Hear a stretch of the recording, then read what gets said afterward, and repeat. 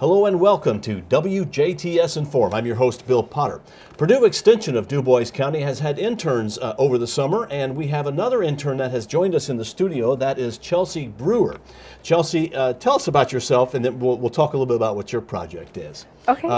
Where'd you go to school?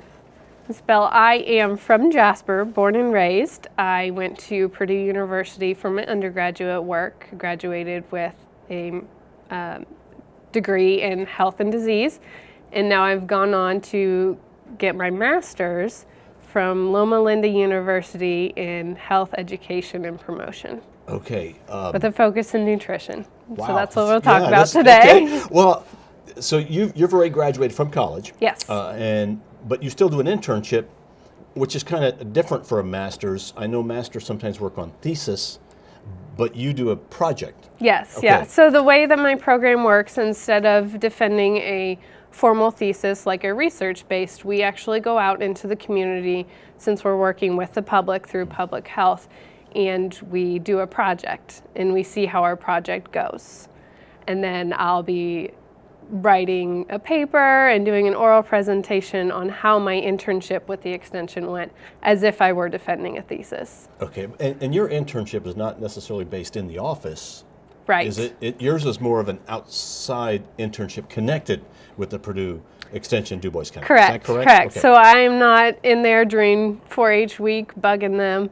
I'm at my house working by myself on my project. Okay, and let's talk now about your project. Sure. Your project is a blog. Yes. And for folks that don't know, explain what a blog is. A blog is basically an online resource that you can use. I go and I write my experiences about different topics, or sometimes I'll post a recipe for the week. You know, this week we're doing lunches, so I'm posting a bunch of quick and easy lunch recipes that I've personally tried. Okay. You know, they're all mommy tested, mommy approved. So really trying to focus on providing quick and easy resources all in one place for busy people. Okay, and the blog is about family meals? It is about family meals, but it also has subtleties of other important topics like breakfast and serving sizes, portion control, what to do with picky eaters, those kind of things. So it's not just about family meal, but that's the overarching theme. Everything in a way relates back to getting our family to the table. Okay, so when we talk about family meals in your blog, are we talking Yes. about the content of that meal, the food that you're serving, or is it the fact of getting together? A little bit of both. Okay. A little bit of both. There's some informational posts, so why do I care so much about family meals? Why should I care? Why should I put all this energy into it? But then there's also a little bit of the nutrition aspect as far as that's concerned when we post recipes and some healthier options that are quick and easy. I remember when I was younger, it was always on Sunday afternoon, there was always a family meal at noon. I mean, we had meals every night, the family got together, but Sunday was like a traditional thing. Has that gone away? It has. And this should be brought back. It has, yes. So research has shown that as little as 3 meals a week is going to decrease our kids' risks of things like drug and alcohol abuse, sexual activity at early ages, poor self-esteem, and of course the no-brainer bad eating habits. So 3 meals a week. And you're talking about 3 meals that the family sits around the table. Yep, a family like the meal. traditional family meal Is just everyone sitting down together. Okay. Yeah, so and we mean mom, everything. dad, and all the kids, Yeah. one table, no TV, just talking. You mean the couch is not the table? The couch does couch in not front of the TV count. does not count? The Okay. couch does not count. Okay, so you should sit around the table. But why is that important? What should be happening at that table? So there is a lot of research, again, that's showing that these risk behaviors are linked to family instability. And the biggest symbol of a stable home is when we all sit down together and have a pleasant meal. So if I show that I can get along with my spouse and I can talk to my children without fighting, you know, maybe they hear mommy and daddy fighting in the background late at night, if I can show that I can sit down to a meal together, my kids are going to see that cooperation and a cohesive family is something that they're in, despite maybe the arguing that they hear in the grocery store. Well, no, you don't need that bacon. What if we haven't? Yeah, I know, too much bacon. What if families haven't done that yet? And so they go, okay, I think that's a good idea. It's going to be a little rough at first to do that, to set that pattern up. It is. There's always that transition period. You know, it takes 12 weeks to make a habit. So give it a little bit of time. It does take time to get into that habit and for everyone to quit complaining about, Mom, I don't want to put my cell phone down. Yeah. I don't want to do this. I don't want to turn off SpongeBob or whatever's on the TV. But once they start to get into this daily routine, your kids are really going to look forward to it, and it'll become a treat for them. You know, this is the time when they can come in and say, Mom, guess what I did at school today? Guess what I want to do for the science fair? Or I got picked to play varsity for my varsity team or something. And so it's really a time of communication more than anything. And if we can interject that good nutrition in there, it helps. Yeah, have a nice meal, a good rounded meal. Yeah, exactly. If somebody wants to start this, should they worry if they don't talk at first? No. I guess at the beginning is probably going to be a little awkward for families that don't normally do this. Yeah, it might be. And, you know, there's never a bad time to start. Obviously, the younger your child is, the more benefits they'll get. But if you have a 17, 18-year-old that's about to go out to college and you want to just spend these last couple months with them, it's never too late to start, and they will get benefits 5 years into the future. So there have been studies that the children in middle school that sit down with their families discontinue these family meals in high school. The children are still getting those benefits and are less likely to come in contact with those risk behaviors that we talked about. Now, you mentioned breakfast. Yes. Breakfast is one of my favorite meals.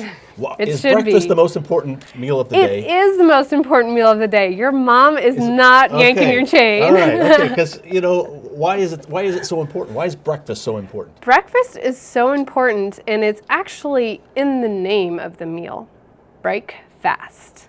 So while we're sleeping those 6 to 10 hours, depending on the person, your body is fasting. So it goes into a low metabolic state, and it's not using as much energy. It's kind of storing things. Okay, it's burning off some energy, just regular functions. If we don't wake it up with breakfast and say, all right, body, time to get up and get going. Here's some food. Here's some energy. Whatever it is that we eat next, our body's going to go, oh, store, and we're going to store that right as fat. So, a little sciencey, I know. Well, no, but that's good because, so a donut is a breakfast, is it not? It is a breakfast. It is not a healthy, balanced breakfast. Okay. Because it probably confuses your body just a bit because it's that quick sugar hit instead of a little more of a balance. Sure, and what's going to happen is you're going to get hungry later, and you're probably going to reach for something with high fat. You can start down a path of eating wrong the whole day. Yes, exactly. So what we want to accomplish with breakfast is waking up that metabolism, waking up our body, getting it ready to go for the day. And this is important not only in adults, but also in children. So, you know, those wiggly kids in the classroom that are always getting sent home with notes and being told by the teacher that they're not behaving well, and it's usually because they've not had a balanced breakfast. Now, a granola bar, a Pop-Tart, things like that, they don't count as breakfast. We need a whole grain. Okay, so it could be some cereal like Cheerios, or maybe some oatmeal, or even toast if we have whole grain bread. We need a dairy item, so fruit and yogurt, those kind of yogurt cups you can get. It could be as simple as a glass of milk, okay, and then some sort of a fruit or vegetable to give us a little bit longer lasting of energy. Those are metabolized a bit slower and keep us going in that mid-morning rush. So a great breakfast is a piece of toast, a cup of yogurt, with some strawberries. Super easy. Okay. Or it's easier for me just to get that really good cereal that's got all the right grains in it and Yeah. fruit in it as well. And I think there's a better variety of healthier breakfast items than there were years ago. Yes. And I know some of them are based on speed because people just want to wake up and get their day going. But it's probably a good idea also to sit down and eat a breakfast rather than eat on the run. Yes. Yeah, you definitely, if you don't take the time to eat breakfast and kind of slow down and get your day started right, you're kind of harried all day and just rushed and always eating on the run, never have time, I gotta go, go, go. So just taking that second to sit down, wake your body up with some breakfast, and then start your day. Well, I like the science of it because it makes more sense. You know, when you've been sleeping all day, that your body just kind of shut down in a way. Yeah. And it's a way to get it going Yeah. for the rest of the day. Right. And it's a great weight loss tool, too. Most Breakfast? people, yeah. Oh, yeah. Most people are in this dieting mindset where I eat less. Less calories equals less fat. But it's actually the opposite. When you're eating so few calories, your body acts as if you're in a desert starving. So whatever you do eat, it packs away. By eating that breakfast, providing our body with that energy right away, it burns it off right away and it doesn't store it. So you'd be better off eating a really good hearty breakfast, a smaller lunch, and a light supper? Yep. Okay. King for breakfast, queen for lunch, prince for dinner. You ever heard Queen? that? No, I have not. Okay, what's that again? King for breakfast, queen for lunch, prince for dinner. That's perfect. All right. Anything else that you'd like to add? No, I think that's What is the website? the website is from mealstomemories.blogspot.com. Okay, and that's your blog. This is That's my there. blog. It's me talking. It's me trying all of these recipes that I post. It's a mommy's point of view. You know, I have a 1-year-old at home, so I found out that whenever I had a child, I turned into a mama bear. Like, I was very concerned about what I fed him, and I just wanted to provide him with the best future possible. And that's when I really got into this family meals and making sure that he's eating balanced and proper nutrition. So everything is from my point of view as a new mom. Now, this may be a weird question to ask you, but because you're already a graduate working on your master's, but what's your future goal? Future goal is to do something here in Dubois County to help us out. You know, I was raised on German fries and fried chicken, which is fine if you go to a wedding, right? But not every day. But not every day. Okay. And I didn't learn how to eat for a really long time. You know, I was probably halfway through college before I started to really learn how to eat. You know, I ate Kraft macaroni and frozen pizzas and casseroles with cream of mushroom this and cream of mushroom that. And I've really had to take a step back and think and evaluate of what I want to pass on to my children. And so I think that mindset is coming to Dubois County, and I would love to help out some other people to make the transition.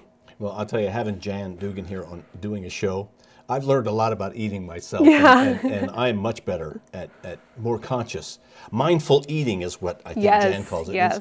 It's for me, and I think that's what people need to do. Think about what you're eating and why you're eating it and how you're eating it. Exactly. Okay, Yeah. so a king for breakfast, queen for lunch, prince for supper. Yep. Okay, thank you very much. Our Thank guest you, has Bill. been Chelsea Brewer. She is working on her master's and through Loma Linda Yes. University in California, and a resident of Dubois County. And we are glad that she is here. She has been an intern at the Dubois County Purdue Extension office. Thank you for watching WJTS Inform. We're local people watching local people.